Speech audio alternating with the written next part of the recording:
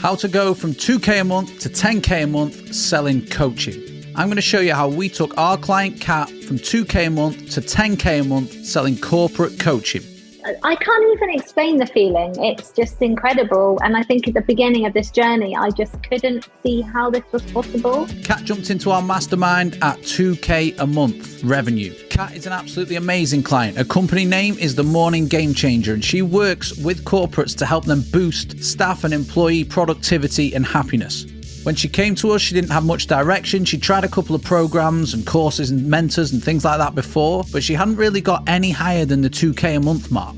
Now she's being flown all over the globe to deliver her content and her masterclasses to massive audiences internally. She works with big B2B businesses and she's raking in a consistent 5 figures every single month. And what I'm going to do is show you the exact process that we went through to help her get clear, go out to market, and actually start to land clients, okay? I'm not going to beat around the bush or put too much BS or fluff in here. There are 3 key steps. 3 key things that you need to do if you want to do the same. The first thing, look at your offer. You need a product or a service that people want to buy, that people are compelled to buy. Now, in the coaching space, lots and lots of coaches will just sell one-to-one sessions. And that's fine. You know, when you're first starting out, you need to find your feet. But in the medium to longer term, this is actually detrimental. And it's also completely unscalable. The reason being that there is a cap on your time. There's a cap on my time, there's a cap on everyone else's time too. You can only sell a certain number of one-to-ones before your time is maxed out, either with your marketing, either with the sales process, or, as I'm talking about now, with your client delivery. There are lots of hats to wear, and you need to balance every single one of these plates alongside finances and operations, all while maintaining a really high-performing mindset. Is tough work.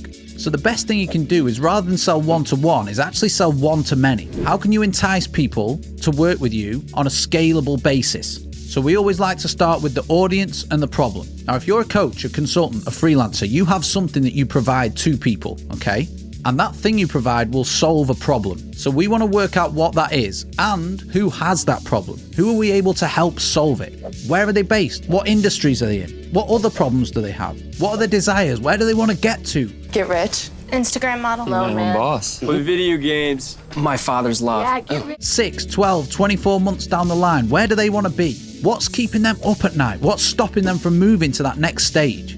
Once we know all these things, we can start to put together an outcome based on where people are now, based on their frustrations, based on their hopes, their desires, their dreams. We can help them achieve X. Then we need to work out how we're actually going to deliver it. So delivery is a big thing. And I mentioned one-to-one, not scalable. But looking at things like courses, like group coaching, like masterminds can be really beneficial. So work out the thing that fits best for you. What fits in with your life? What fits in with your other commitments? And starting at one-to-one is fine, as I say, but soon enough you're going to hit a ceiling and not be able to push through it until you switch that delivery mechanism. Then the other thing we want to look at is price point. A lot of coaches are just selling time by the hour, so they charge £100 an hour or $250 an hour or whatever it is.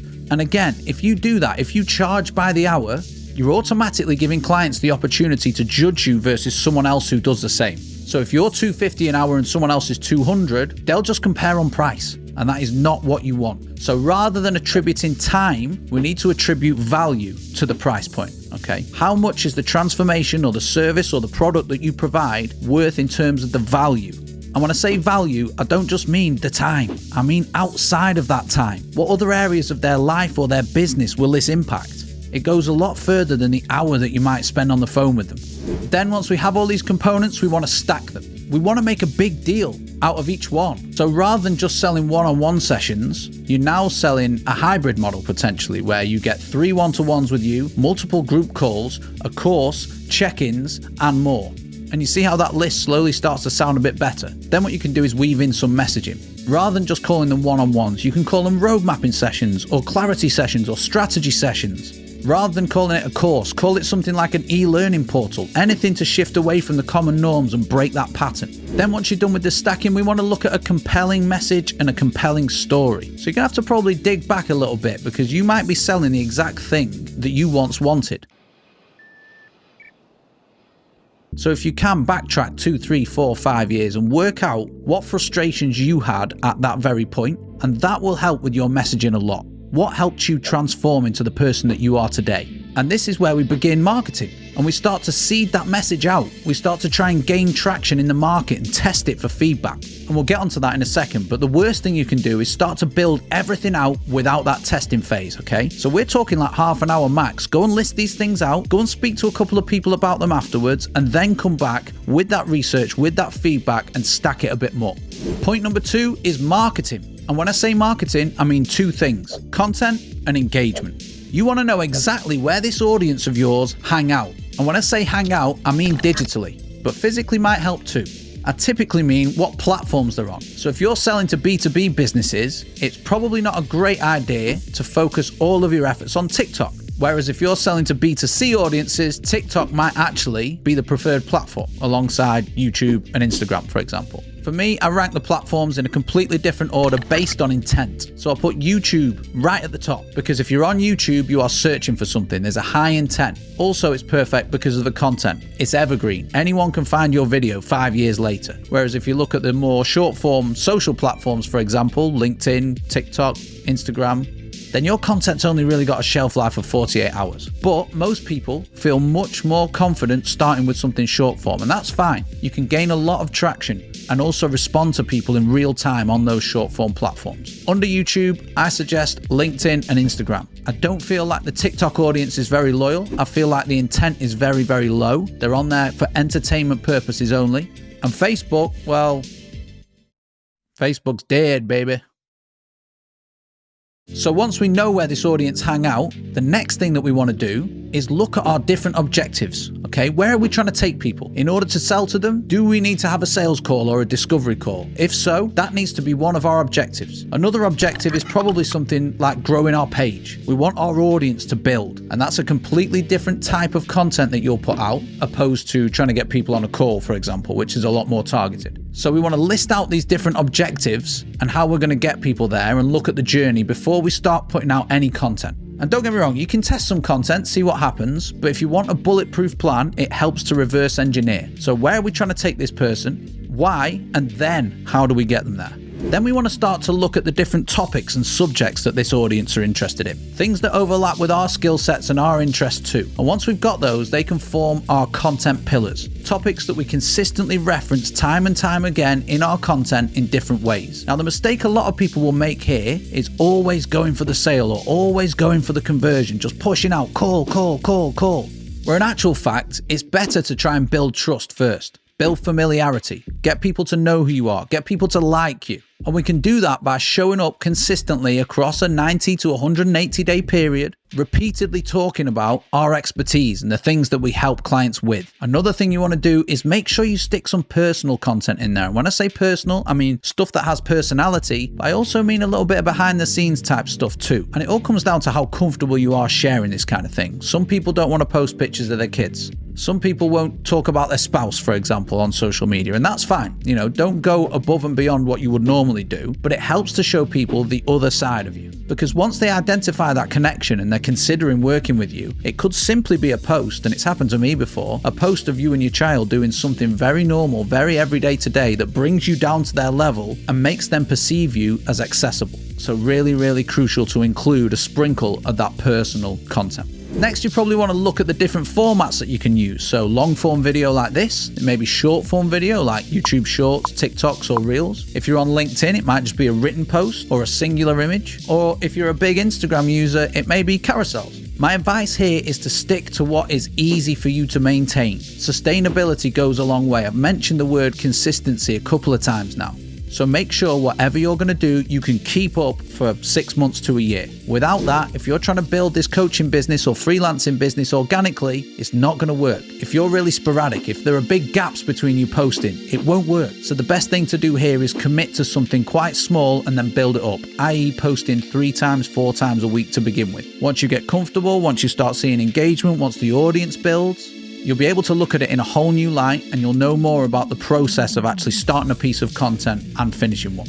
The other thing you want to do at this stage is go out and engage with your target clients. Go out and engage with other influencers and thought leaders in your space on your chosen platform. Because showing up with content is one thing, okay? But if you're just posting and then ghosting, no one will really care. You know, you're not there to respond or reciprocate. So they might check it out, but if they're commenting and you're not responding, they're not going to stick around for long.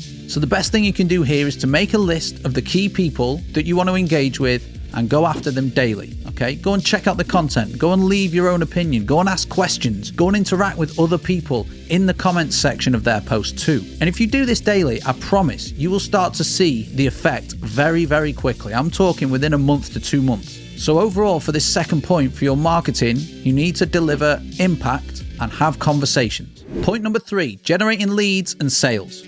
Now, by this stage, if your content is targeted enough and is high impact enough, it should be doing a lot of the heavy lifting for you. If you think about just depositing into a bank account, every time you post a piece of content, every time you interact, you're putting a bit more money into that bank account, okay? And that balance will slowly start to build up. And when I talk about the balance, I mean other people's perception of you, the feeling other people get when they see you online, aka your brand.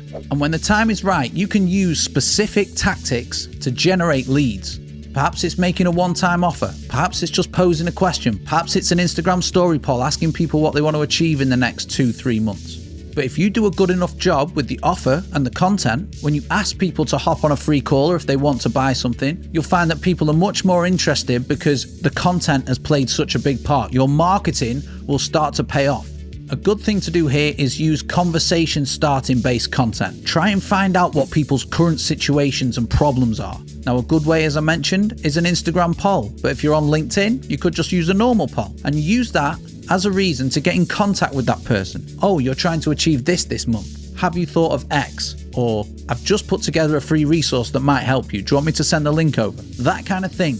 It's a way to start building rapport, a way for people to start recognizing you as an industry authority. But what we do want to make sure when we're putting out content specifically to generate leads is to have a very, very ultra clear CTA or a call to action. We want to be very, very specific what we want people to do and how. So rather than just drop me a DM if you're interested, which is what a lot of people do, give people a timeline, use some urgency, give people a limited number of slots, scarcity, and tell them exactly what you want them to do. For example, I've got 5 spaces available to talk to people who want to achieve X. Click the link in my bio now for a free consultation. Simple as that. The key is to be ultra clear and go through these 3 steps in sequential order. Don't rush to the lead gen and sales part first. Get your offer in place, test it, run through some marketing, test what content works, test what your audience respond well to. Then when it's time, you can run a campaign, run a promo, ask people to respond, and you will generate leads. It's simply a game of consistency. So in this video, we've covered the strategies on how to go from 2K a month to 10K a month as an online coach or freelancer. But if you really want to hear how we helped Kat do it, you can check out this video here where I interview her and we go into much, much more detail. That's it, guys. I'll see you on the next one.